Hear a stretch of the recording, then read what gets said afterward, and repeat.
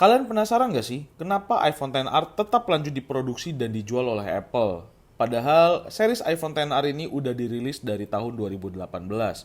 Ditambah lagi, iPhone 11 series emang udah keluar, dan iPhone 11 series ini merupakan next generasi dari iPhone XR.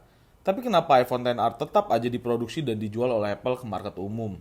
Sedangkan teman angkatannya yang juga rilis di tahun 2018 yaitu XS dan XS Max udah didiscontinue produksinya oleh Apple. Yuk kita cari tahu alasannya kenapa versi Kope. Assalamualaikum, halo gengs. Channel Halo Kope hadir di sini untuk membantu kalian memilih, memilah, dan memberikan informasi tentang gadget yang sedang kalian impikan. So, jika kalian merasa terbantu oleh channel kita, boleh support dengan cara subscribe, like, dan share video yang ada di channel ini. Terima kasih. As we know ya gengs, iPhone XR series ini masih banyak banget peminatnya.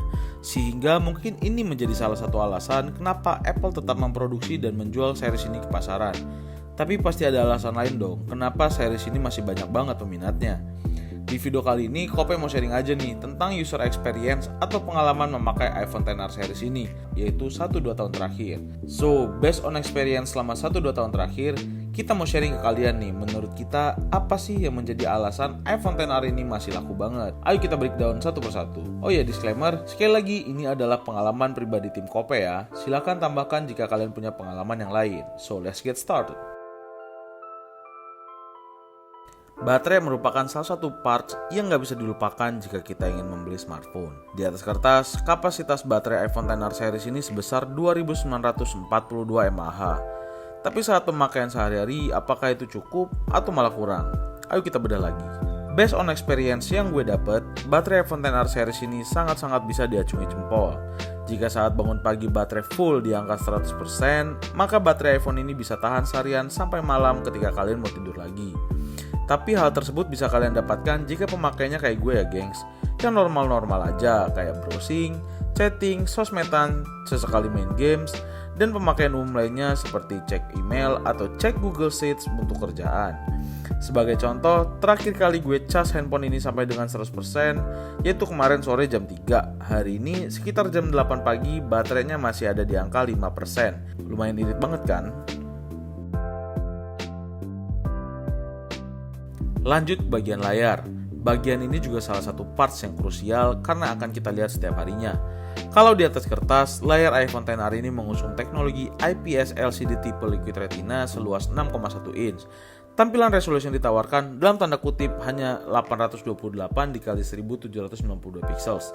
Teknikalnya udah banyak banget dibahas di video YouTube atau Google. Jadi kita akan bahas tentang bagaimana performa layarnya dalam pemakaian sehari-hari. Informasi aja, sebelum gue ganti ke iPhone XR ini, gue sempat pakai iPhone 7 Plus. Lalu dari yang gue rasain selama 1-2 tahun ke belakang pakai iPhone XR ini, IPS layarnya emang sangat terasa perbedaannya di awal. Buat kalian yang matanya peka terhadap layar, maka akan terasa perbedaannya. Tapi apakah itu akan berpengaruh sehingga bikin iPhone XR ini jadi jelek?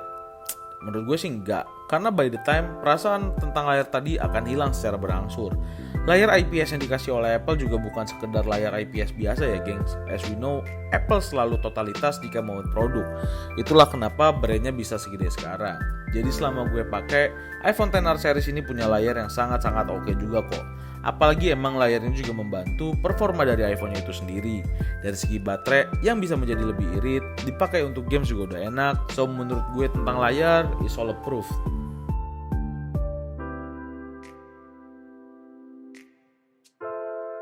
Bagi kalian yang membutuhkan spesifikasi kamera yang mumpuni, iPhone XR ini hadir dengan spesifikasi yang mengagumkan.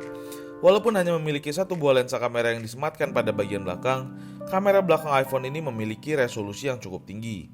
Perangkat smartphone ini mengusung kamera utama beresolusi 12 megapiksel. Secara teknis sih gitu ya gengs, tapi gimana saat pemakaian sehari-hari? Kalau gue boleh gambarin kamera iPhone XR dengan satu kata aja, kata yang keluar dari mulut gue adalah mantep. Kamera iPhone XR ini udah sangat-sangat bagus banget menurut gue jika dibandingkan dengan iPhone X series. Karena sensor kamera yang dia punya udah satu level dengan iPhone XS dan XS Max. Jernih banget untuk kalian yang suka ambil foto. Apalagi untuk pemakaian Instastory. Pokoknya dijamin oke deh. Dari segi performa, iPhone XR ini cukup menuai banyak pujian. Apple menyematkan tipe prosesor terbarunya di kala itu, yaitu Apple A12 Bionic. Untuk RAM, iPhone XR sendiri mengusung RAM 3GB, yang walaupun kita tahu ya, untuk RAM di Apple itu adalah sebuah mitos. Cukup dengan penjelasan secara teknis, kita masuk langsung ke pemakaian sehari-hari. Performa dari iPhone XR ini akan kita bagi menjadi peruntukannya ya gengs, yaitu yang pertama adalah pemakaian workers dan businessman. Workers yang gue maksud di sini adalah pemakaian yang dipakai oleh pekerja kantoran atau juga pelaku bisnis yang memerlukan smartphone untuk bekerja ya gengs. iPhone XR ini sangat amat baik performanya jika kalian pakai untuk bekerja yang cukup berat. Misal dipakai untuk multitasking seperti browsing, kirim email, bikin laporan di Google Sheet, pakai kameranya untuk foto produk kalian, foto laporan dan lain-lain, itu udah cukup banget dengan iPhone XR ini. So, iPhone XR ini udah cukup banget untuk kalian para pekerja yang memiliki tingkat pace yang sangat tinggi dalam penggunaan smartphone. Dilansir dari website www.verisi.com, iPhone XR ini udah bisa banget diandalkan buat kalian yang suka bermain games di smartphone kalian. Hal ini didukung dengan beberapa alasan. Yang pertama adalah chipset Apple A12 Bionic, yang memang telah terbukti bahwa chipset ini anti nge-lag banget gengs.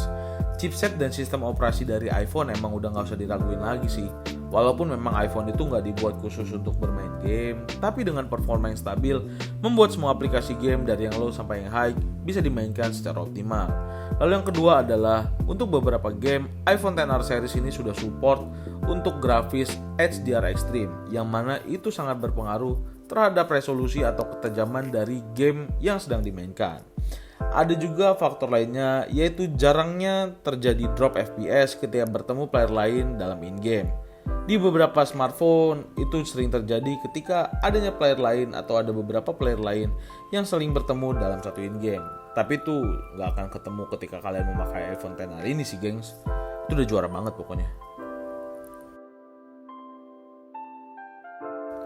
Kita masuk ke poin terakhir yang mencengangkan dan selalu jadi permasalahan buat mayoritas orang, termasuk gue saat ini, yaitu harga.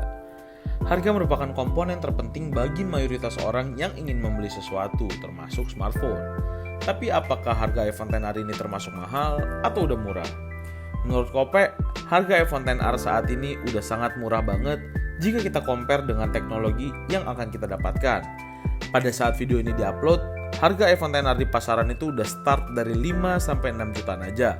Dengan harga segitu, kalian bisa dapat teknologi dan performa yang sangat amat cakep. Jadi apakah itu worth it? Ya menurut kami itu worth banget. Jadi menurut Kope, poin-poin di atas lah yang menjadi alasan kenapa iPhone XR masih sangat diminati oleh semua orang, sehingga membuat Apple masih memproduksi dan menjualnya di market umum. Seperti yang udah kita jelasin di atas, dari 5 poin utama yaitu baterai, layar, kamera, performa, dan juga harga, iPhone XR memiliki kombinasi yang udah cukup baik banget. Disclaimer lagi ya gengs, ini opini menurut Kope. Jika kalian memiliki experience lain mengenai iPhone XR ini atau iPhone lain, silahkan diskusi di kolom komentar bawah untuk berbagi pengalaman dengan teman-teman yang lain.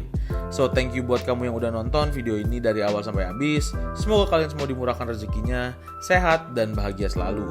Wassalamualaikum, see you again on the next video.